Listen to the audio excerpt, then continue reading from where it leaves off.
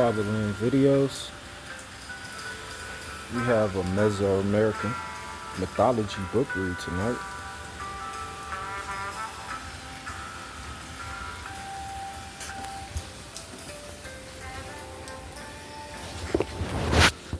We're reading from the book of Epic Aztec Myths and Tales by Anthony F. Avini and Flame Tree Publishing. We're reading about the mythology of Queen Mu. Or should I say the history of Queen Mu? Whatever that it may be, we're on page 291. We're going to start right off with it. Actually, let me tell you, today around 1500, I said I'm going to read about Queen Mu today. And look what we got here. We got some rain. Queen Mu bless us with some rain. Doing her thing.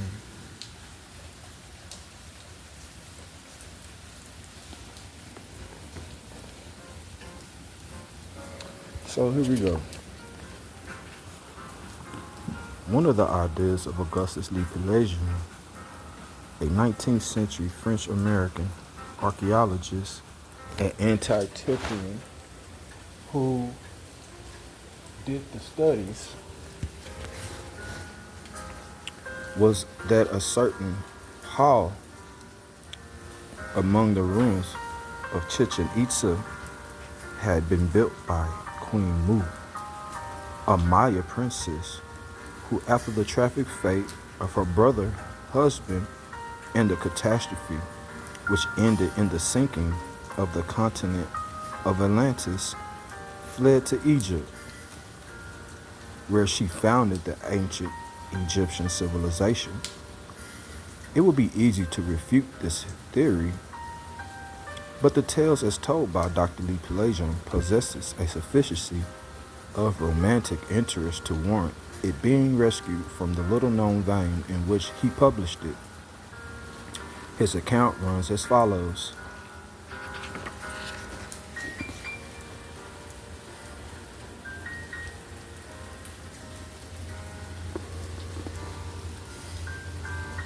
As we are about to enter the funeral chamber, hallowed by the love of the sister wife, Queen Mu, the beauty of the carving of a zapote beam that forms the lintel of the doorway calls our attention.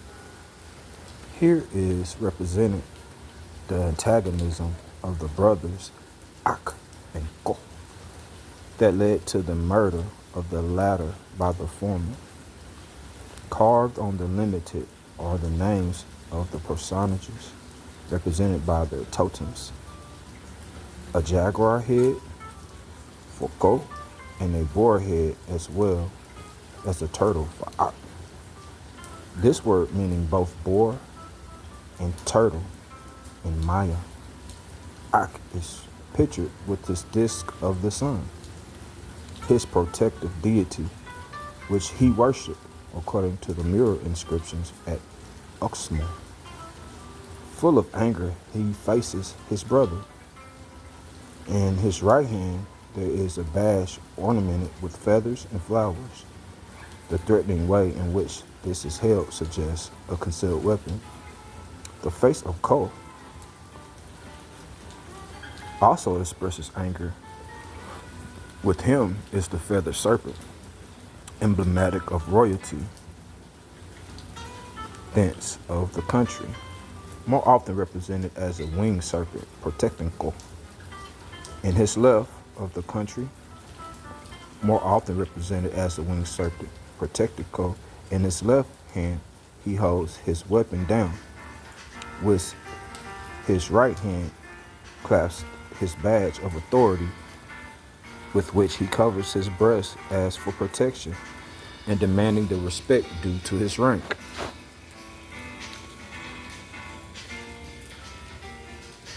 Passing between the figures of armed chieftains sculptured of the jambs of the doorway are seeming like sentinels guarding the entrance.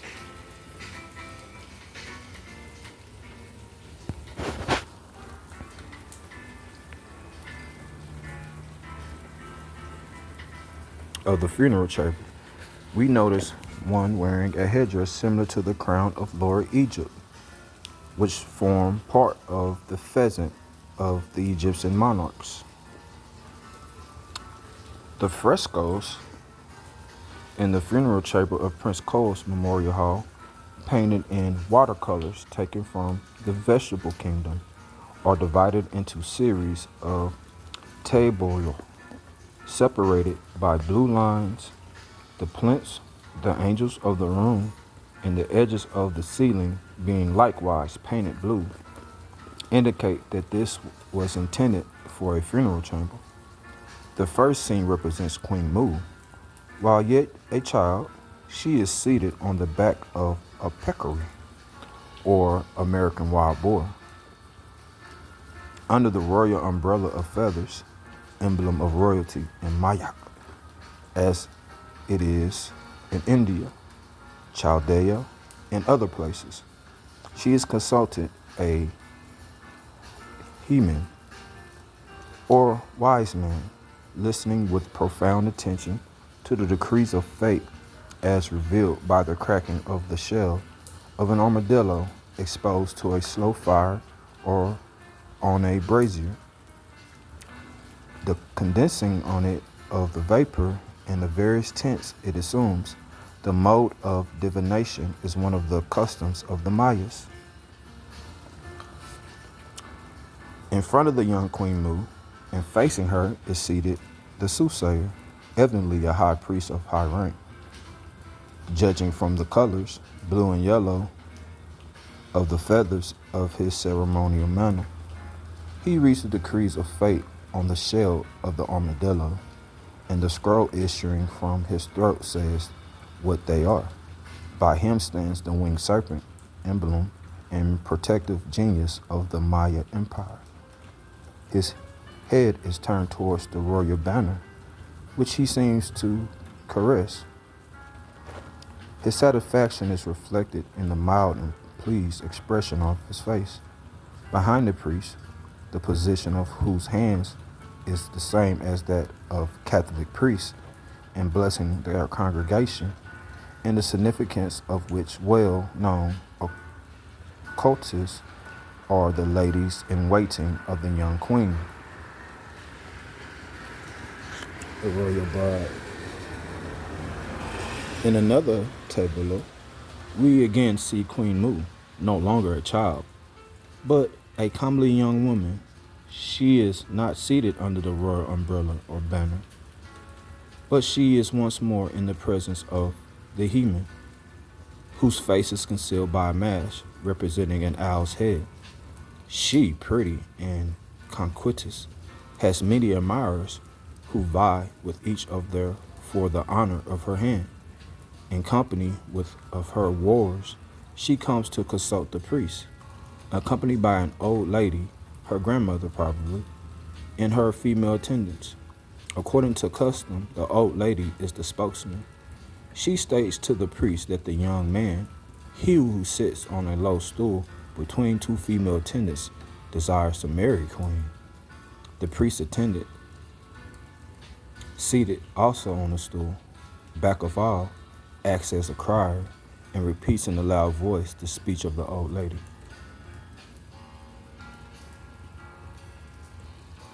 Mu's refusal. The young queen refuses the offer. The refusal is indicated by the direction of the scroll issuing from her mouth. It is turned backward instead of forward, toward the priest, as would be the case if she assented to the marriage. The heman explained that Mu, being a daughter of the royal family, by law and custom must marry one of her brothers. Must marry a brother, is what they're trying to say. She must marry her brother, her being a daughter of the sun, the sun people. She must marry. I'll start off with this sentence again. The He-Man explains that Mu, being a daughter of the royal family, by law and custom must marry one of her brothers. The youth listens to the decision with due respect to the priest, as shown by his arm being placed across his breast, the left hand resting on the right shoulder. He does not accept the refusal in a meek spirit, however. His clenched fist, his foot raised as an act of stamping, betoken anger and disappointment, while the intendant behind him expostulates, counseling patience and resignation, judging by the position and expression of her left hand, palm upward. The rejected suitor.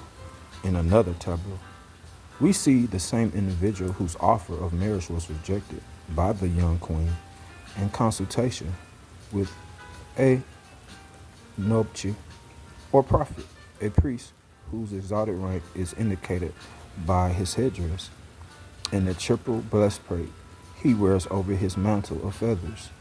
The consultant, evidently a person of importance, has come attended by his haketatel, or confidential friend, who sits behind him on a cushion. The expression on the face of the said consultor shows that he does not accept patiently the decrees of fate, although conveyed by the interpreter in the conciliatory a manner as possible. The adverse decision of the gods is manifested by the sharp projecting century part of the scroll, but it is wrapped in words as persuasive and consoling, preceded by smooth and permeable as the rich and beautiful Maya language permits and makes easy.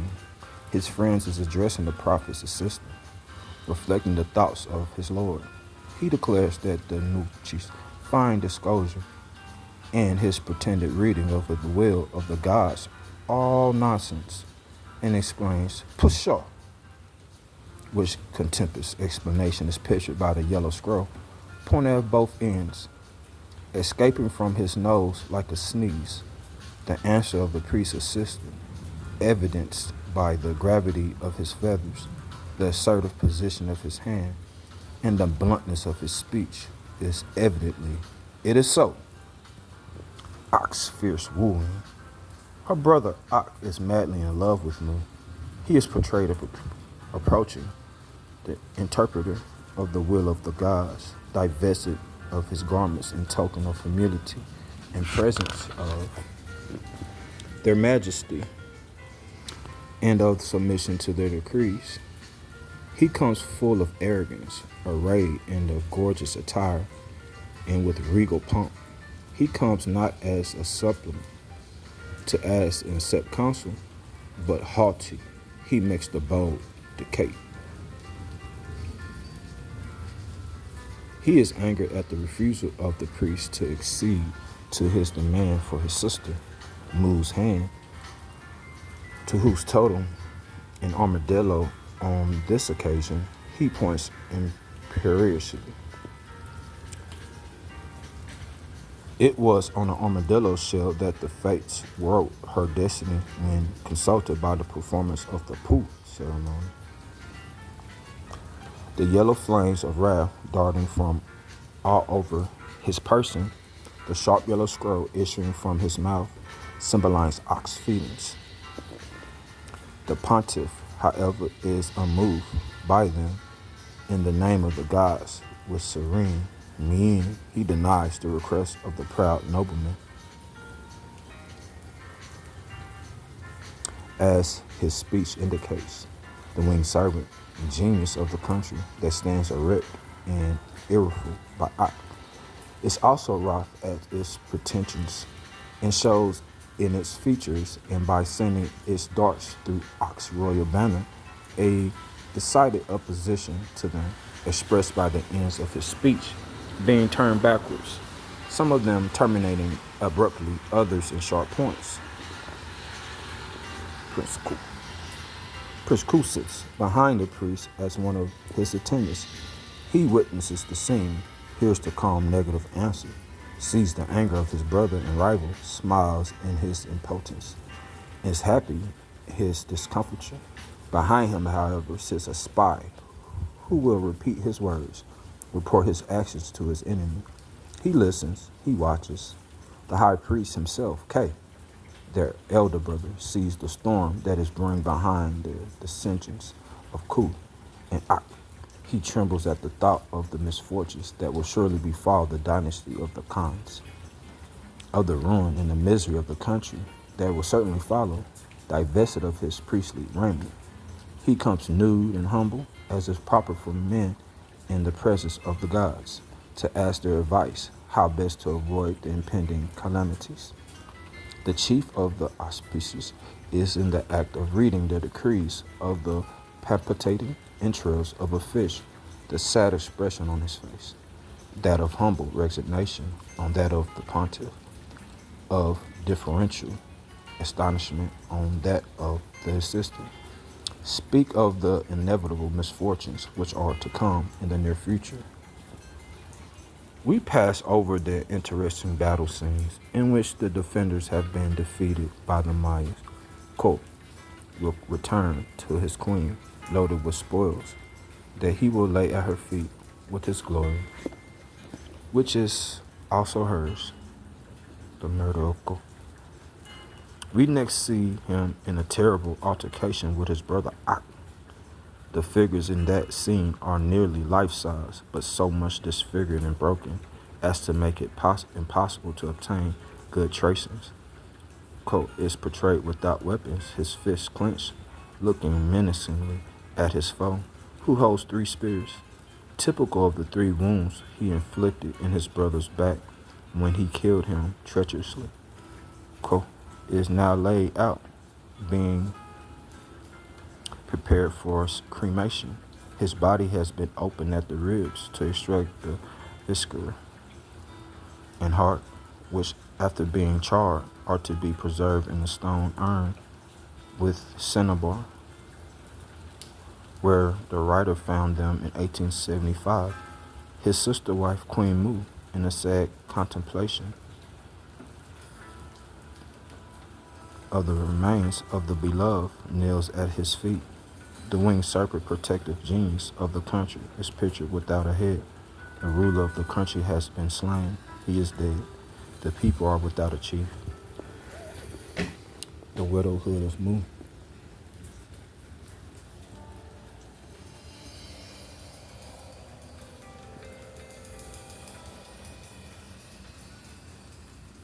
The widowhood of Mu is then said to be portrayed in subsequent pictures. Other suitors, among them Ak, make the proposals to her, but she refuses them all, Ak's pride being humiliated.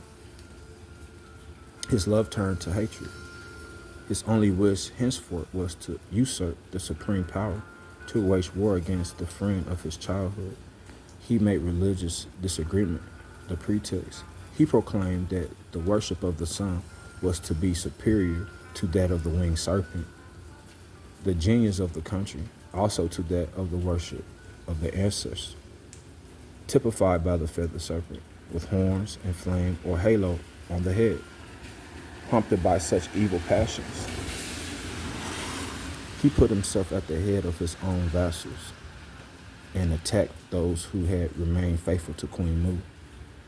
And to Prince Ko's memory, at the first, Queen Mu's adherents successfully opposed her foes, the contending parties, forgetting in the strife that they were the children of the same soil, blinded by their prejudices, let their passions have the better of their reason. At last, Queen Mu fell a prisoner in the hands of her enemy. The manuscript of Toronto. Dr. Pelagian here assumes that the story is taken up by the manuscript Toronto, as no one is able to decipher this manuscript completely. He is pretty safe in his assertion.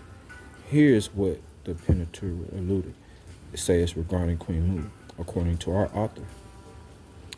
The people of Mayak, having been whipped into submission and cold, no longer opposing much resistance, the Lord seized her by hair, in common with others, caused her to suffer from blows. This happened on the 9th day of the 10th month of the year of Khan. Being completely routed, she passed to the opposite seacoast in that southern parts of the country, which had already suffered much inquiry. I have one more book I want to share with y'all about Queen Mu. And history or mythological information that y'all might really enjoy. So y'all hold a second while I go grab this other book.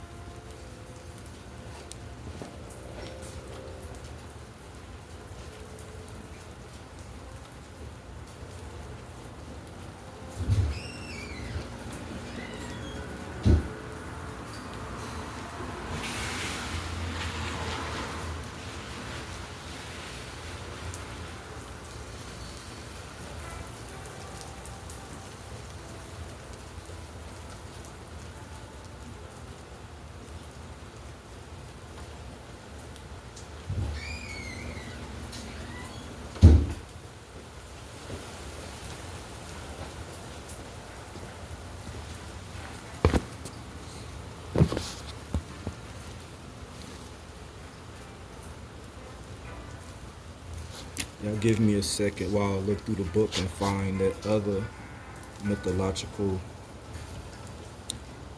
historical account of Queen Mu. Give me a second.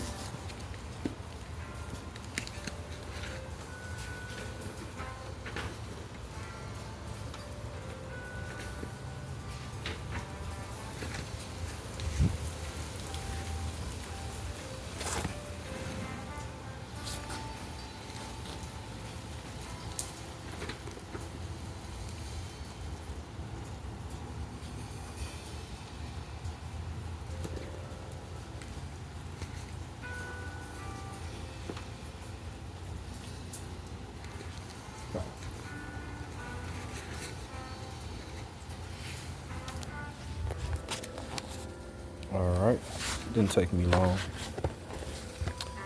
I have this book here, A Hero with a Thousand Faces, with my by far favorite author, Joseph Campbell.